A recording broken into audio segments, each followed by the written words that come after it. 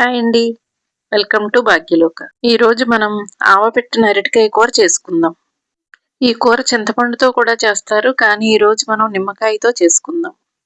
ముందుగా అరటికాయ తీసుకొని 2 సగాలుగా కోసుకొని ఓ పానులో ఆ అరటికాయ ముక్కలు వేసి నీళ్లు పోసి 3 విజిల్స్ రానివ్వాలి. ఈ అరటికాయ ఉడికేలోపు ఒక రోలు తీసుకొని అంగుళం సైజు అల్లం ముక్క, 1 స్పూను ఆవాలు, తగినంత ఉప్పు, 2 ఎండుమిరపకాయలు వేసుకుని కచ్చాపిచ్చాగా కొమ్ముకోవాలి. టైం లేకపోయినా, రోల్ అవైలబిలిటీ లేకపోయినా మిక్సీలో వేసుకోవచ్చు. కచ్చాపిచ్చాగా నలిగిన తర్వాత ఒక గిన్నెలోకి తీసుకొని పక్కన పెట్టుకుందాం. ఇప్పుడు అరటికాయలు ఉడికిపోయినాయండి. 3 విజిల్స్ తర్వాత మూత తీసి దాన్ని వాటర్ స్ట్రెయిన్ చేసుకొని పైన పీల్ తీసేసుకోవాలి. అవి చల్లారిన తర్వాత పప్పు గుత్తుతో మెత్తగా మెదుపుకోవాలి.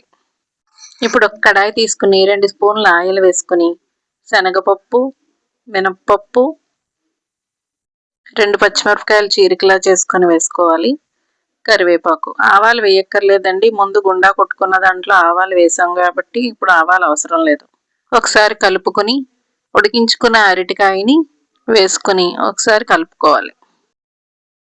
ఇప్పుడు 1/2 స్పూన్ పసుపు వేసుకుని ఒకసారి కలుపుకొని ముందుగా కొట్టుకున్న ఆవగుండ, చిటికెడు ఇంగువ వేసుకుని బాగా కలుపుకోవాలి.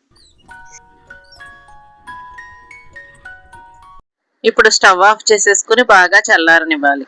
బాగా చల్లారిన తర్వాత ఒక నిమ్మకాయ తీసుకుని రసం పిండుకుని ఆ నిమ్మకాయ రసం కలుపుకోవాలి.